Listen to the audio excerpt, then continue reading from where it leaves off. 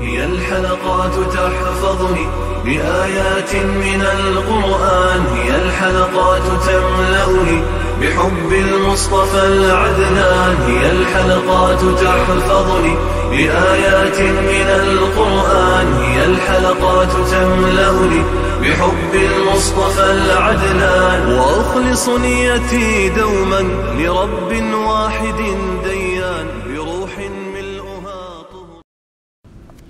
Sure Ahzab tefsiri 37. ayetten başlayıp okuyumuz inşallah. Bismillah, elhamdülillah, ve salatu ve selam ala Resulillah. Esselamu aleyküm ve rahmetullahi ve berekatuh. Tövende diyektanlığa İbn-i Kesir Rahimahullah'ın Kur'an-ı Kerim tefsiri Uygurca tercümesi Ahzab suresi 37. ayetten başlayıp okuyumuz inşallah. Euzubillahimineşşeytanirracim. Öz vaqtida sen Allah nimet bergen, sen mi inam qilgan kishiga xotiningni nikohingda tutqin, Allohdan qo'rqin deding. Allah oshkorlamoqchi bo'lgan narsani ko'nglingda yoshirding. Kishilarning ta'ni qilishidan qo'rqding. Allohdan qo'rqishing eng haqliq edi. Mu'minlarga ularning bola qilib olgan o'g'illarining qo'yib bergan xotinlarini nikohlab olsa gunoh bo'lmasligi uchun Zeynepni Zeyd qo'yib etgandan keyin sana nikohlab berdik. Allohning sening Zeynepni elishing to'g'risidagi amri cho'qim o'rinlanadi. Zeyd va Zeynep haqidagi qissa to'g'risida. Alloh taolo bu oyatda Payg'ambar alayhissalomning azad gerdisi Zeyd ibn Haritha radıyallahu anhuga degan so'zini xabar qildi. Öz vaqtida Allah islomni va Payg'ambar alayhissalomga ergishishni ne'mat qilib bergan, senmi in'om qilgan, ya'ni qulluqdan azod qilgan kishi Zeyddir. U sharaflik, salopatlik, qadri qimmatlik va Payg'ambar alayhissalomga so'yimli kishi edi.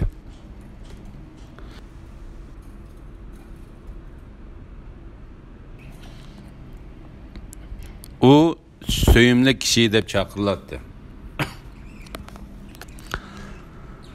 Onun oğlu Osama söyümlü kişinin oğlu söyümlük de çakırlattı.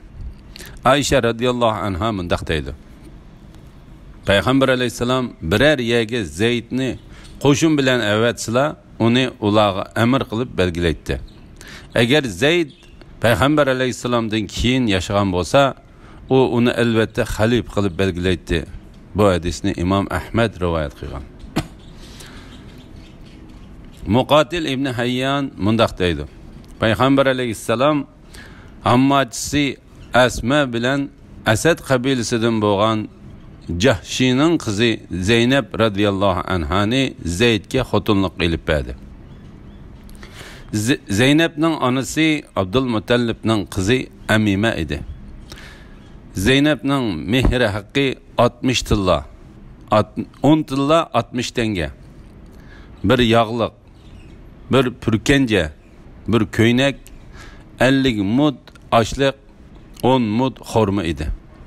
Zeynep'nin mehri hakkı 10 tilla 60 tenge, bir yağlık, bir pürkence, bir köynek, 50 mud açlık, 10 mud xorma idi. Zeynep Zeyd bilen bir yılga yakın yoki onundan köprek öy tuttu.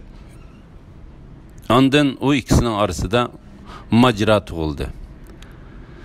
Zeyd Zeynepni Peygamber aleyhisselamga shikoyat qilib keldi. Peygamber aleyhisselam onunga xotiningni nikohingda tutqin, Allohdan qo'rqin deyishga boshladi. Shuning bilan Alloh taolo mundaq dedi. Allah oshkorlamoqchi bo'lgan narsani ko'nglingda yoshirding. Kishilarning ta'ni qilishidan qo'rqding. Allohdan qo'rqishing eng haqliq edi. İbn Cerir Ayşe radıyallahu anhaning mundaq deganligini rivoyat qiladi. Agar Muhammad alayhissalom Alloh taoloning kitobidan uningga vahiy qilingan narsadan biror ishni yoshirin deyilsa, u albatta bu ishni yoshirdi.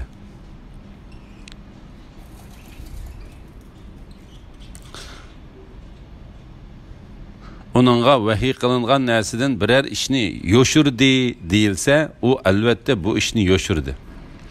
Allah oshkorlamoqchi bo'lgan narsani ko'nglida yoshirding, ko'nglingda yoshirding. Kishilarning ta'ni qilishidan qo'rqding. Allohdan qo'rqishing eng haqliq edi. Zeynepni Zeyd qo'yib o'tgandan keyin sana nikohlab berdik. Ya'ni Zeyddan ajrashgandan keyin Zeynepni sana nikohlab berdik. Zeynepni Payg'ambar alayhisalomga nikohlab berish ishiga g'olib va yuksak Allah o'zi ega bo'ldi. Chunki Allah onunğa Zeynep bilen velisiz qizga ega bo'lg'uchisidir. Velisiz qizga ega bo'lg'uchisiz. Velisiz, nikohsiz, mahrisiz ve insonlarning guvohligisiz bosh qo'shishga vahiy qildi. İmam Ahmed Sabit'ten Anas radıyallahu anhu'nun mundaq deganligini rivoyat qiladi. Zeynep'nin iddeti tugagandan keyin Payg'ambar alayhisalom Zeyd ibn Harisga sen Zeynep'ga men uchun elchi bo'lib bag'in dedi. Zeyd ketdi. U Zeynep'nin uyiga kelganda u ximir yug'urib atadi. Zeyd mundaq deydi. Men Zeynep'ni ko'rgan chaqda u ko'nglimda hayvatlik bilinib ketdi. Taki men Payg'ambar alayhisalomning uning talab qo'yganligini deyish uchun uning qarashga petin olmadim. Shuning bilan uning aqamni qilib keynimga yondimda, "Ey Zeynep, xo'sh xabar iling. Payg'ambar alayhisalom sizga talab qo'yib meni avatdi" dedim. Zeynep, "Men birer ishni g'olib va buyuk Rabbimga maslahat qilmay turib qila olmayman" dedi-de, o'rnidan turib masjidga qarab mangdi. La ilaha illalloh Muhammadur Rasululloh. Subhanalloh. Anas sözünü davom qilib mundaq deydi. Bu vaqtda oyat nozil bo'ldi. Payg'ambar alayhisalom kelib Zeynepning yiniga iznisizla kirdi. Men Payg'ambar alayhisalomning yiniga kirgan chaqda özümüzni hakikaten o uyda ko'rdim. Biz Zeynep'nin uyda nan ve go'sht bilan g'izolandik. Ondan odamlar chiqib ketishdi. G'izodan keyin noma'lum erlar uyda suhbatlashib qilaverdi. Payg'ambar alayhisalom sirtqa mangdi. Menmo uning agishib mangdim. O ayollarının hücrelerini aylanıp ulağa salam kıldı. Ula, ey Allah'ın peygamberi, yeni ayalın qandaqraqken deyişti. Onunğa adamlarının çıkıp ketkenlikini men xabar qildim mı ya ki başqalar xabar qildi mı bunu men bilmeymen. O menip öyge kirip ketdi. Menmo onun bilen kiriş üçün mangan idim. O öyge kirip bulupla perdeni düşürüp etdi. Hicab ayeti yani tövendeki ayet nazil bo'ldi. Bu ayet bilen kişilerge mundaq vaz nasihat qildi. Ey mu'minlar, Payg'ambarning o'ylariga kirmanglar. Faqat tamoq chaqirilgan vaqtinglarda kiringlar. Boshqa vaqtda ruxsat bilan kirganda tamoqning pishishini kutib o'ltirmanglar. Lekin chaqirilgandilla kiringlar. Yu tamoq yeb bo'lgandan keyin tarqab ketinglar. Tamoqdan keyin parang silishib o'ltirmanglar. Bu yani tamoqdan keyin parang silishib o'ltirish payg'ambarni ranjitadi. Payg'ambar buni aytish qisilardan xijil bo'ladi. Allah haqni aytishdan xijil bo'lmaydi. Sizlar payg'ambarning ayollaridan bir narsa so'rab olmoqchi bo'lsanglar, parda oqisidan so'rab elinglar. Mundaq qilish sizlarning dillaringlarni ularning dillarini eng pok tutadi. Sizlarning Rasulullahni ranjitib qo'yishinglar durust emas. Rasulullahdan keyin uning ayollarini elishinglarmi mangu durust emas. Mundaq qilish, ya'ni Rasulullahni ranjitish va uning ayollarini elish haqiqatan Allohning dargohida cho'ng gunohdir. Bu oyatning oxirigacha nozil bo'ldi. Bu hadisni İmam Muslim ve Nasa'i rivayet qildi. İmam Buxoriy Anas ibn Malik radiyallohu anhuning mundaq deganligini rivoyat qiladi. Jahshiyning qizi Zeynab radiyallohu anha haqiqatan payg'ambar alayhisalomning ayollari ichida faxrlanib mundaq deydi. Sizlarni oilangdagilar nikohlab bergan. Meni bo'lsa Allah 7 osmonning ustidan nikohlab berdi. La ilaha illalloh Muhammad rasul. Biz Sur Nurda Muhammad ibn Abdullahning mundaq rivoyat qilganligini bayon qilgan edik. Zeynep bilan Ayşe radiyallohu anhuma faxrlanadi. Zeynep radiyallohu anha men nikohi osmondan nozil bo'lgan ayolman deb faxrlansa, Ayşe radiyallohu anha men o'zrisi osmondan nozil bo'lgan ayolman deb faxrlanadi. Ondan onun faziletini Zeynep e'tirof qiladi. La ilaha illalloh. Mu'minlarga ularning baliq qilib olgan o'g'illarining qo'yib bergan xotinlarini nikohlab olsa gunoh bo'lmasligi uchun. Gunoh bo'lmasligi uchun. Ya'ni biz Zeynepning nikohini sana halol qilib berdik. Biz mu'minlarga ularning baliq qilib olgan o'g'illarining qo'yib bergan xotinlarini nikohlab olsa gunoh bo'lib qolmasligi uchun shunda qildik. Payg'ambar alayhisalom payg'ambarlik kelishdan ilgari Zayd ibn Harisa radiyallohu anhuni baliq qilib olgan edi. U Zayd ibn Muhammad deb chaqiriladi. Allah Taala bu nisbatni Allah hech odamning ichida ikki yurak yaratgani yo'q. Sizlar zihar qilgan ayollaringlarni Allah sizlarga ona qilgani yo'q. Sizlar baliq qilib olganlarni Allah hamma hukmda o'z pushtinglardan bo'lgan ballariinglarning hukmida qilmadi. Bu ya'ni o'z pushtinglardan bo'lmaganlarni bala deyish faqat og'zinglarda aytilgan so'zdir.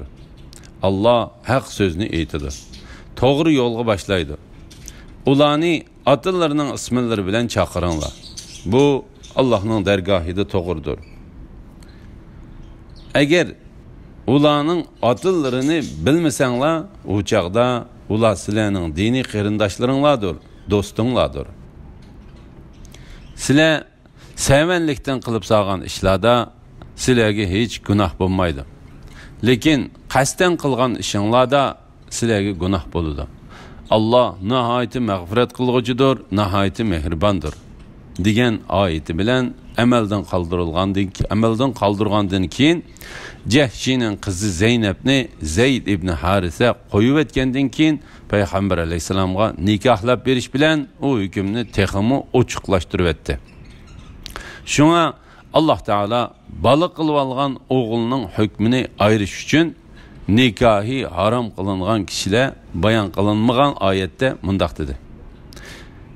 Yana öz pushtinglardan bo'lgan ballariinglarning ayollarini elishinglar va ikki hamshirini birlik vaqtda amringlarda saqlashinglar harom qilindi. Lekin o'tgankilar, ya'ni jahiliyat davrida qilganinglar afu qilindi. Allah haqiqatan mag'firat qilg'uchidir. Beqib olgan balani öz ballarının hükmüde qilish ahvoli ularda haqiqatan ko'p edi. Allohning sening Zeynepni elishing to'g'risidagi amri cho'qim o'rlanadi. Ya'ni nikoh to'g'risidagi bu ish haqiqatan Alloh Taala uni belgilagan va cho'qim yuz berishni vojib qilgan ishdir. Zeynep radiyallohu anhaning kelgusidagi payg'ambar alayhisalomning ayollaridan bo'ladiganligi Allohning hukmida yezilib ketgan edi.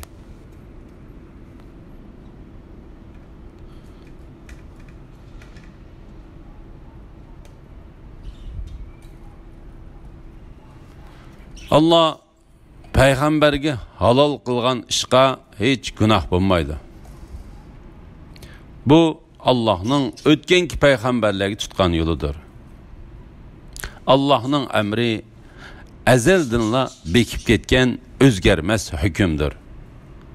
Allah payg'ambarga halol qilgan ishqa hech gunoh bo'lmaydi. Ya'ni Allah payg'ambar alayhisalomga halol qilgan Zeynep radiyallohu anhani uning bola qilib olgan o'g'li Zayd ibn Harisa radhiyallohu anhu qo'yib bergandan keyin nikohi elishiga buyurgan ishda uningga hech gunoh bo'lmaydi. Bu Allohning o'tganki payg'ambarlarga tutgan yo'lidir.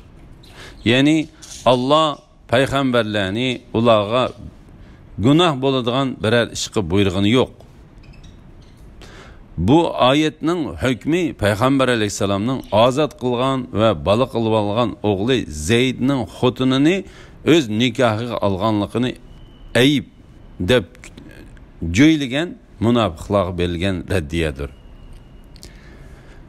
Allohning amri azaldanla bekib ketgan, o'zgarmas hukmdir. Ya'ni Allohning belgilagan amri cho'qim yuz berdi va amalga oshadi. U hergiz burib itilmaydi ve özgertilmeydi.